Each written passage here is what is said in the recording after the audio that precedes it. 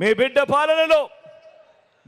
పాలనలో ఈరోజు ఏకంగా 17 కొత్త మెడికల్ కాలేజీలు వేగంగా నిర్మాణంలో ఉన్నాయి.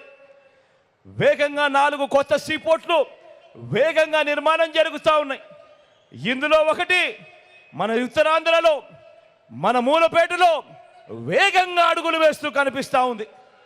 కొత్తగా 10 ఫిషింగ్ హార్బర్లు వేగంగా నిర్మాణంలో ఉన్నాయి. 6 కొత్త ఫిష్ ల్యాండింగ్ సెంటర్లు ఈరోజు వేగంగా పనులు జరుగుతూ ఉన్నాయి. కొత్తగా 26 జిల్లాలు వచ్చింది ఎప్పుడు అనంటే మీ బిడ్డ హయాంలో. కొత్తగా 15,000కు పైగా గ్రామ వార్డు సచివాలయాలు వచ్చింది ఎప్పుడు అనంటే మీ బిడ్డ హయాంలో. నాడు నేడుతో బాగుపడ్డ స్కూళ్ళు, హాస్పిటళ్ళు, కొత్తగా మరో 15,000 విలేజ్ వార్డు క్లినిక్లు, కొత్తగా 11,000 రైతు భరోసా కేంద్రాలు, కొత్తగా ఇప్పటికే 3,000కు పైగా డిజిటల్ లైబ్రరీలు, గ్రామానికే ఫైబర్ గ్రిడ్, మారుమూల ట్రైబల్ ప్రాంతాలకు కూడా ఈరోజు మొట్టమొదటిసారిగా కనెక్టివిటీ మీద ధ్యాస పెట్టి మారుమూల ట్రైబల్ విలేజెస్ను కూడా ఈరోజు నాగరిక ప్రపంచంలోకి తీసుకొచ్చే అడుగులు పడతా ఉన్నాయి. ఎప్పుడు అనంటే మీ బిడ్డ హయాంలో. ఏకంగా 1,00,000 కోట్లకు పైగా పెట్టుబడులు రాష్ట్రంలో ఈరోజు ఎయిర్పోర్ట్ల విస్తరణ కొత్తగా వేగంగా మన కళ్ళ ఎదుటే కనిపిస్తూ ఉంది. భోగాపురం ఇంటర్నేషనల్ ఎయిర్పోర్టు వాయు వేగంతో పనులు జరుగుతూ ఉన్నాయి.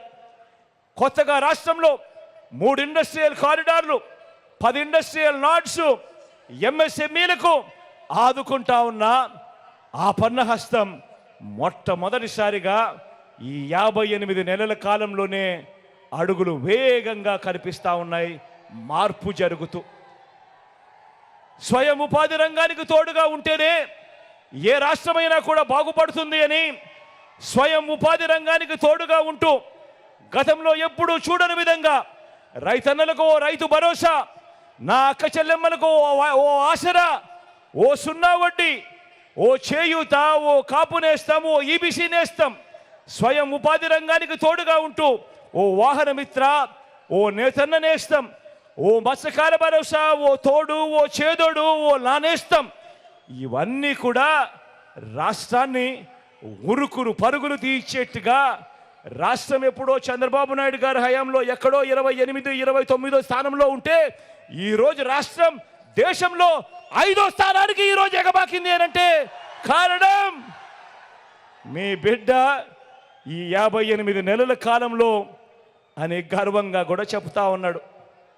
ఈరోజు ఎక్కడ లంచాలు లేకుండా, ఎక్కడ వివక్ష లేకుండా ఇంటికే 3,000 రూపాయలు పెన్షన్, ఇంటి వద్దకే రేషన్, ఇంటి ముగ్గటికే వైద్యం, ఇంటింటికి స్కీములు, ఇంటింటికి పౌర సేవలు డెలివర్ చేస్తూ ఓ మహా వ్యవస్థను ఏర్పాటు చేసింది ఎవరు అనంటే అది మీ బిడ్డ అని కూడా గర్వంగా చెప్తా ఉన్నాడు. ఈ సందర్భంగా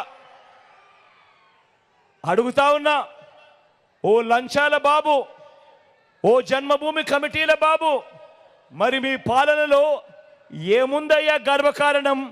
చెప్పవయ్యా చంద్రబాబు, చెప్పవయ్యా అని అడుగుతా ఉన్నాను. 14 ఏళ్ళు సీఎంగా ఉండి కూడా, 3 సార్లు సీఎంగా చేసి కూడా ఇదే పేదలకు నువ్వు ఏం చేశావయ్యా బాబు అని అడిగితే దానికి సమాధానం లేదు. కాబట్టి చెప్పలేక కాబట్టి ఈరోజు 14 ఏళ్ళు ముఖ్యమంత్రిగా చేసిన వ్యక్తి గురించి ఈరోజు నేను మాట్లాడుతూ, అయ్యా చంద్రబాబు, నీ పేరు చెబితే ఏ ఒక్కరికైనా ఒక్కటంటే ఒక్కటైనా ఏ పేదకైనా నువ్వు చేసిన మంచి గుర్తుకు వస్తుందా అని అడుగుతా ఉన్నాను. ఈ సందర్భంగా 2 చేతులు పైకెత్తాలి. ఇలా ఇలా ఇలా ఇలా ఇలా ఇలా ఇలా ఇలా 14 ఏళ్ళు ముఖ్యమంత్రిగా చేశావు. నీ పేరు చెబితే ఒక్కటంటే ఒక్కటైనా పేదవాడికి చేసిన ఒక స్కీమ్ అయినా గుర్తుకు వస్తుందా అని అడుగుతా ఉన్నాను. ఈ సందర్భంగా 2 చేతులు పైకెత్తాలి. ఇలా ఇలా ఇలా ఇలా ఇలా ఇలా ఇలా ఇలా ఇలా చంద్రబాబు పేరు చెబితే ఇవేవి గుర్తుకు రావు.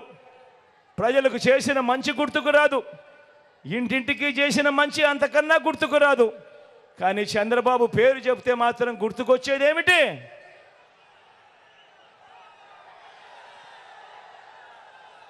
చంద్రబాబు పేరు చెప్తే గుర్తుకొచ్చేటివి వెన్నుపోట్లు, మోసాలు, అబద్ధాలు, కుట్రలు. ఇవి చంద్రబాబు పేరు చెప్తే గుర్తుకొచ్చే అంశాలు. అందుకే నేను చెప్తా ఉన్నా, ఈ ఎన్నికలు అన్నది కేవలం ఎమ్మెల్యేలను, ఎంపీలను ఎన్నుకునే ఎన్నికలు కానే కాదు. ఈ ఎన్నికలు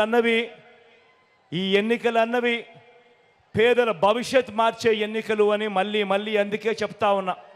జగన్ ఉంటే పేదలకు పథకాలన్నీ కొనసాగుతాయి. జగన్ లేకపోతే మళ్ళీ ప్రజలు మోసపోయి పథకాలన్నింటికీ కూడా ముగింపే. పేదల భవిష్యత్ అంధకారమయం కాకుండా మధ్యలో నిలబడి ఉన్న వ్యక్తి ఒక్క మీ జగన్, ఒక్క మీ బిడ్డే అని చెప్పి సందర్భంగా చెప్పడానికి కూడా గర్వపడతా ఉన్నా.